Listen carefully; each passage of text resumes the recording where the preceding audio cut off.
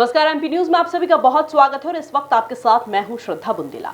मध्य प्रदेश में सीधी के पेशाब कांड की गूंज सुनाई दे रही है। इस कांड ने सूबे की राजनीति को अपनी तरफ मोड़ दिया है। वहीं सीएम शिवराज सिंह चौहान ने पीड़ित को अपने निवास पर बुलवाकर सत्कार किया। इस मुद्दे पर हम बात करते हैं मेरे सहयोगी सुनील से।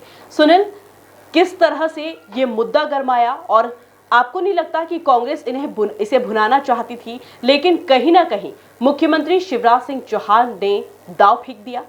जी बिल्कुल, जिस तरह हमने देखा श्रद्धा कि जिस तरह सीधी में जो कांड हुआ, पेशाब कांड उसको कहा जा रहा है, इसमें एक दलित युवक पर एक जो भाजपा का कार्यकर्ता था या पदाधिकारी था, उसने पेशाब किया और उसका वीडियो जो सामने आया, उसके बाद मध्य प्रदेश की राजनीति में काफ़ी हलचल मच गई। इसके बाद तत्काल मुख्यमंत्री शिवराज सिंह चौहान ने उस आरोपी पर एनएसए लगाने की कार्रवाई का आदेश दिया और तत्काल इस पर देखा हमने मध्य प्रदेश की राजनीति में कांग्रेस भी काफ़ी मुखर होती दिखाई दी। तो बात करें वर्तमान परिस्थिति की, वर्तमान परिस्थिति में आज की, तो मुख्यमंत्री शिवराज सिंह चौहान ने जो पीड़ित दशमत है उसको अपने घर बुलाया और जैसे ही वह सीएम हाउस पहुंचा तो वैसे ही उसको हाथ पकड़कर मुख्यमंत्री शिवराज सिंह चौहान अपने घर में ले गए, उसके पैर धोए और शॉल ओढ़ाकर उसका सत्कार किया। इसी तरह से आज जो मुख्यमंत्री शिवराज सिंह चौहान का जो हमेशा पौधारोपण का जो कार्यक्रम होता है उसमें भी दशमत शामिल हुआ और मुख्यमंत्री शिवराज सिंह चौहान के साथ उसने पौधा लगाया।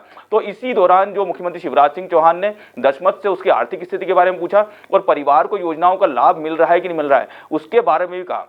मुख्यमंत्री शिवराज सिंह चौहान ने अपने भाषण में भी कहा और अपने वक्तव्य में कहा कि जो प्रदेश की जनता है वही उनकी नारायण है और उनकी सेवा करना ही उनका काम है। तो इस तरह से हमने देखा कि मुख्यमंत्री शिवराज सिंह चौहान ने जिस तरह दशमत को अपने निवास पर बुलाकर उसका सत्कार किया, तो मध्य प्रदेश की राजनीति में एक बार फिर से जो मुद्दा गरमाया था, इसे पेशाब कांड कहा जा रहा था, उस पर पटाक्षेप करने की पूरी कोशिश की। तो इस तरह से हम देख सकते हैं कि आगामी जो समय होगा उसमें भी इस पर राजनीति देखने को मिल सकती है। जी बिल्कुल सुनील, लेकिन कहा जा सकता है कि कांग्रेस इस मुद्दे को भुनाने की बहुत ज्यादा कोशिश कर रही थी, लेकिन मुख्यमंत्री शिवराज सिंह चौहान ने दांव फेंक दिया। अब कहीं ना कहीं कांग्रेस चुप तो नहीं है, कुछ ना कुछ तो कर ही रही है, लेकिन क्या इसे विधानसभा चुनाव में भी एक बड़ा मुद्दा माना जाए? जी बिल्कुल, हम जिस तरह से देख सकते हैं जैसे ही ये मुद्दा गरमाया वैसे ही कांग्रेस की प्रतिक्रिया आना शुरू हो गई। कांग्रेस को जितने भी सोशल मीडिया हैंडल्स हैं उस पर ये जो वीडियो है ये गरमाने लगा और उसमें हमने देखा कि सबसे ज़्यादा ट्वीट उनके ट्विटर हैंडल पर ही होते हुए दिखाई दिए। तो इस तरह से हमने देखा कि वहाँ पर जो पीड़ित परिवार है वहाँ पर पूर्व मंत्री कमलेश्वर पटेल है और पूर्व नेता प्रतिपक्ष अजय सिंह है, वह पहुँचे और उन्होंने पीड़ित परिवार का हालचाल जाना। इसी तरह से आज की बात करें तो आज जो विक्रांत भूरिया यूथ कांग्रेस के अध्यक्ष वह भी पहुँचे, वह खुद आदिवासी वर्ग से आते हैं, तो उन्होंने भी इस घटना पर काफी विरोध जाहिर किया और कहा कि जो प्रदेश में आदिवासियों पर अत्याचार हो रहा है वह बीजेपी सरकार के समय हो रहा है। तो इस तरह से कांग्रेस इस मुद्दे को गरमाने का पूरा प्रयास कर रही है। और इसी तरह हमने कल भी देखा जो आदिवासी वर्ग से आने वाले विधायक कांतिलाल भूरिया, उन्होंने भी प्रेस कॉन्फ्रेंस आयोजित की और उन्होंने बताया कि जिस तरह से जो घटना है वह काफी दुखद है और उसको लेकर सरकार ने को जल्दी से एक्शन लेना चाहिए था। तो इस तरह से हम देखेंगे कि जो कांग्रेस है उसके आदिवासी नेता भी एक्टिव दिखाई दे रहे हैं और कांग्रेस इस मुद्दे को पूरा गरमाने की कोशिश कर रही है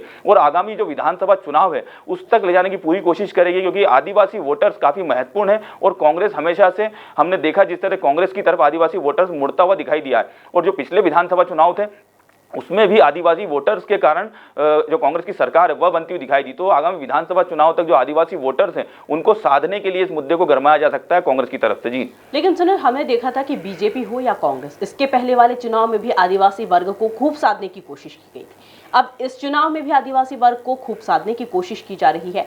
आखिरकार सिर्फ आदिवासी वर्ग ही क्यों? बात करें मध्य प्रदेश की राजनीति, तो मध्य प्रदेश की राजनीति में जो आदिवासी वोटर्स है वो 21 से 22% बताए जाते हैं और 47 जो सीटें हैं वो एसटी वर्ग के लिए, अनुसूचित जनजाति वर्ग के लिए आरक्षित है। तो ये सीटें काफी महत्वपूर्ण हो जाती है। 230 का जो आंकड़ा है उसको जो कुल आंकड़ा है उसमें जो 47 सीटें ये काफी महत्वपूर्ण हो जाती है। और बात करें वर्तमान परिस्थिति की, तो वर्तमान परिस्थिति में जो आदिवासी वर्ग था वह थोड़ा शिक्षित हो चुका है और शिक्षा का जो स्तर है वो बढ़ चुका है। तो अब वह हर बातें अपने हक वो है वह भी जानता है, तो उसको लेकर जो उसका स्टैंड है काफी कुछ देखने को मिल रहा है। कई आदिवासी संगठन है वह भी सक्रिय, जिस तरह जयस है वह भी एक्टिव दिखाई दे रहा है मैदान में और उन्होंने भी प्रदर्शन करके जो सीधी जो पेशाब कांड कहा जा रहा है उसका विरोध जताया था। तो इस तरह से हम देखेंगे जो आदिवासी वर्ग है वह काफी महत्वपूर्ण हो जाता है मध्य प्रदेश की राजनीति में, और पूरे देश भर में सबसे ज्यादा आदिवासी वर्ग मध्य प्रदेश में ही निवास करते हैं। तो मध्य प्रदेश की राजनीति में अगर विधानसभा चुनाव या किसी भी लोकसभा चुनाव की बात करें तो उसमें आदिवासी वर्ग काफी महत्वपूर्ण हो चुका है, और इसी को साधने के लिए जो आगामी विधानसभा चुनाव है उसमें कांग्रेस और बीजेपी पूरी मशक्कत कर रही है, और इसी तरह से कांग्रेस भी मैदान में दिखाई दे रही है जो सीधी जो पेशाब कांड है उसको गरमाने की। तो काफी महत्वपूर्ण हो जाएगा आदिवासी वर्ग के जो वोटर्स हैं आगामी विधानसभा चुनाव को लेकर। जी बिल्कुल, बहुत शुक्रिया सुनील तमाम जानकारी साझा करने के लिए। तो यहाँ रुकते एक छोटे से ब्रेक के लिए, ब्रेक के बाद जल्द हाजिर होंगे, बने रहिए एमपी न्यूज के साथ। एमपी की नब्ज, एमपी का हाल, मध्य प्रदेश की हर खबर एमपी न्यूज टीवी के साथ। लगातार खबरों के लिए सब्सक्राइब करें हमारा YouTube channel MP news TV. Latest updates के लिए बेल आइकन दबाना जरा भी न भूलें।